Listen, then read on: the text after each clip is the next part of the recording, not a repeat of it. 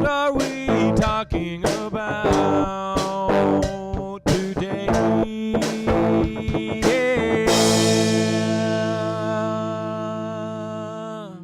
Hello, everybody, and welcome to What Are We Talking About? Today we're talking about The Martian, the new Matt. Let's get one thing straight. We watched Everest and The Martian the same day. We watched Everest first and then The Martian. So basically, we had a theme to we had a theme to what we watched, which was rescuing people on the most isolated and desolate places in space and on Earth itself.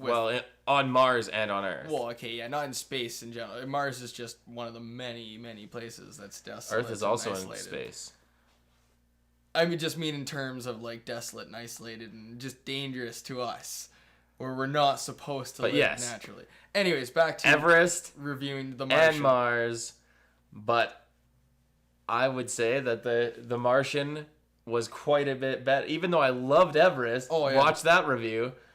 But no, The Martian, it was amazing. Everything about it. First of all, Matt Damon basically for a good portion of the movie, at more than half, it was just Matt Damon by himself holding your attention the whole time, like a Castaway or Buried or Lost, where it's just one actor every by time himself. He's talking to the journal, like that entry log.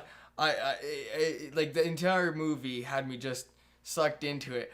But I really enjoyed every time he was doing an entry log or one of those. No, and it was a lot funnier than I expected too. There's a lot of humor, that's for sure. Yeah, and I think everybody that I can think of in the movie just was an amazing performance. Like, oh yeah, for sure. This is a movie that almost unexpectedly could be Oscar potential, especially for Matt Damon. One thing I thought was kind of let down for me was you didn't get to see there was very little, I guess, screen time or much of any importance. Well, I guess no, there's huge importance to him. They went back and saved him, but his crew we didn't get to see much of the crew. It kind of seemed like there was going to be more. Obviously, it was for story purposes that they were holding back. Like, we never needed to go see because I haven't read the book. I don't know the source material. I haven't read the book. Don't know anything about it. I imagine there's more about it in the book. I don't know. But overall, in this movie, they didn't have the crew there for a large portion of the movie. Yeah, the movie is more about how Matt Damon deals with being stuck alone and how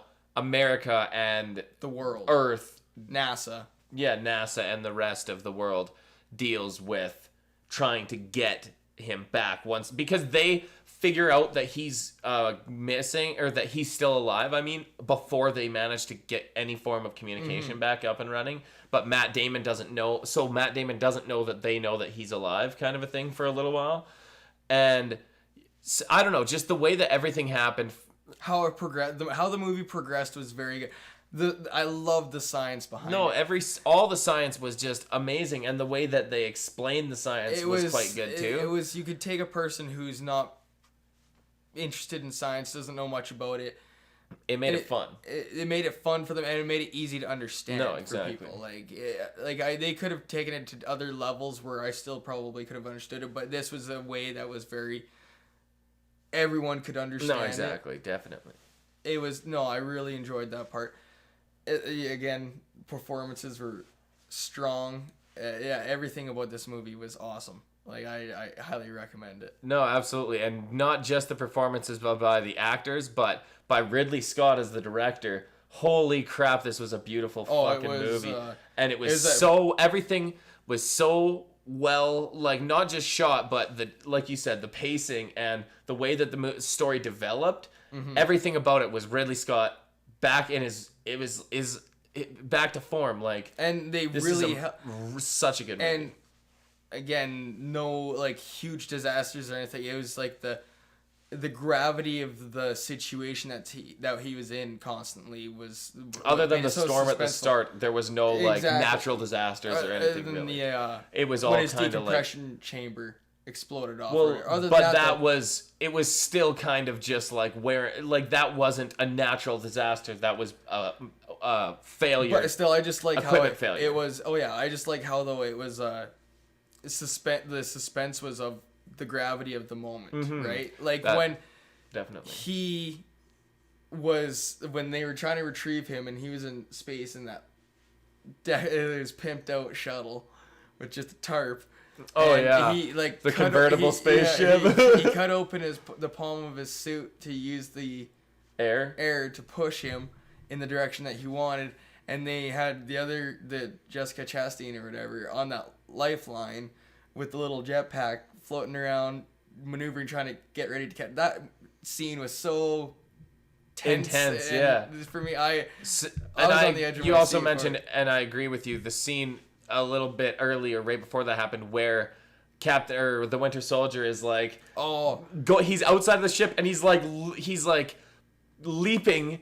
Kind of. And it's just there's this one point where he like leaps and he goes like a huge distance and then he like almost misses the pole and he like grabs it and hugs on, and it's like, because all it takes is just for him to float by and he's gone. Yeah, that's it. Just one slip of the hand. That's it. And this movie actually used gravity in its true, and like it was realistic, unlike the movie Gravity, which that's why it bugged me, was because there was a lot of times where it kind of made it seem like it was going to be this really accurate, all the science was going to be really accurate, and then it seemed like it wasn't. Oh yeah, and then we got. But the things that that might not have been accurate in The Martian were things that we don't know if they're real or not, right? But again, like even if you don't know if you can, I need to do like homework on the science behind this movie, but it seemed all very feasible. Well, I read some tweets from Neil deGrasse Tyson, and he said all the science was everything. That, like what I just said, what he said was everything, all the science that we know about, they got 100% right, and everything that was science fiction, they just that's when they are allowed to have some liberties. You take what you got and get your facts straight, and then you just distort at your will afterwards. Yeah, exactly, and that's what they did. What Ridley Scott did perfectly. And it's also like testament to the original source material. Like people who have read the book all rave about it too. So clearly the original book is really good. It's not because that's the thing. Lots of people didn't like Ridley Scott's like Prometheus, and Exodus Gods and Kings wasn't very good. But I like Prometheus personally. It's an opinion. Oh yeah, no, I'm a fence sitter with that one. But no, I was thinking to myself for this movie, this is a prequel to Prometheus, which is a prequel to Aliens. So, or Interstellar. Because it's got half the cast of Interstellar. Oh yeah. But that was another thing I was thinking about this movie and Interstellar is, I think I like it more than Interstellar. No, it's true. And if you know anything about me, you'd know how much I love Interstellar. I really liked Interstellar. But at the same time, this movie had me drawn in more. Like there was times in Interstellar where it felt like it was almost dragging on. Well, that's the thing. The first time I watched Interstellar, I think that overall it was like it because it was such an amazing spectacle on the big screen of all this amazing shit was why I gave all the other stuff a little bit of a pass. But then when you watch it again later, you see all the faults in it. But Interstellar is the kind of movie where with the first time you watch it, it's kind of a really divisive movie, and you either buy into the premise right away and you like love the movie, or there's certain parts of the premise you don't buy into, and therefore near the end it starts to break down and people don't like it as much. But either way, it's a beautiful movie, and so seeing that on the big screen adds to why you love it so much for the first time you see it, at least me. Whereas this movie, it's not just because it's amazing shots and stuff. Seeing all the cool shots of Mars and stuff is cool too, but it was just the story behind it was incredible. Like just how, and the characters, the characters especially Matt Damon. Yeah, no, Matt Damon's and the development of his character. He was on Mars for so long and rationing and stuff. He became skin and bones by the end of the movie. No, when he. Okay, I'll bring that up later. But near the end of the movie there, I almost didn't recognize, like, when he was back on Earth and it said day one. At first, when it, like, because it kind of took a behind shot of him, I didn't think it was him. I didn't think we were going to see him actually get back to Earth. All right, let's see what's going on. But that's what I was going to, is I was really hoping I would see a cameo of Matthew McConaughey in this movie. Oh, how about, that's what I forgot about. Them constantly making Iron Man and the biggest one, Lord of the Rings. While Sean Bean is in the room. Yeah, like the whole the Elrond. Yeah, because the funniest thing is when Kristen Wiig says, "Who's Elrond?" and it like shows Sean Bean's face, and he's like. Yeah. Like, you don't fucking know who Elrond is? I was in the movie, pretty much everyone in the room was like, what? You don't know that? But at the same time... So he was on both the real Secret Council and the one in The Martian. He's been on 2 councils of Elrond. Yeah. So... He's a pretty big guy. And this movie was awesome, and Sean Bean didn't die. Yeah, exactly. So it kind of broke the Sean Bean curse. It's weird. I was almost that's another thing I was kind of hoping for, is that his character would die. Well, that's the thing. That's what usually makes... the tradition. That's the thing. Like usually Sean in a good Bean, movie, it's just... if Sean Bean is in a good movie, he usually dies. Good TV show, dies. Exactly. Whereas, what was that? Jupiter Ascending? He doesn't die. There's some movies that you'll see. He's in some bad movies that he dies in too, but... Anyways. It's a tradition, like the guy, but it's tradition. It's true. It is tradition. But it didn't take anything away from it. It was everybody had a great performance. I kind of at the very start thought Kristen Wiig was gonna be out of place, but very quickly I bought into her as a character. One thing I was kind of looking forward to was seeing more of Donald Glover. No, I agree, but he wasn't in it very much. We didn't get to see much of him. But what we did see of him, I really liked, and he kind of saved the day in a way. Like he was definitely the comedic humor to this movie, like not completely, but when he came in, every scene that he was in, there was maybe when he was first introduced and he was like tripping all over, like he seemed almost like he was just an addict or something like that, but really he's just like a genius. But it's just, I don't know, I felt that was a little bit silly. Could have been maybe toned down just a little bit, made it more subtle humor. There was lots of that outrageous, like tripping over himself kind of stuff. Mm-hmm. Other than that, though, I wanted to see more of his character. His character was a bit more eccentric and different than everyone else. Like that's true. It would have been nice crazy to see genius. More of him, but I agree. It would have been nice to see more of him, but that's the thing. There was so many people, and like you said earlier. The crew, we didn't see as much of the crew as maybe could have had, but it's already 2 and a bit hours long, right? Oh yeah, and it's already, you got a star-studded cast. You're paying them all how much? No, everyone's got to have.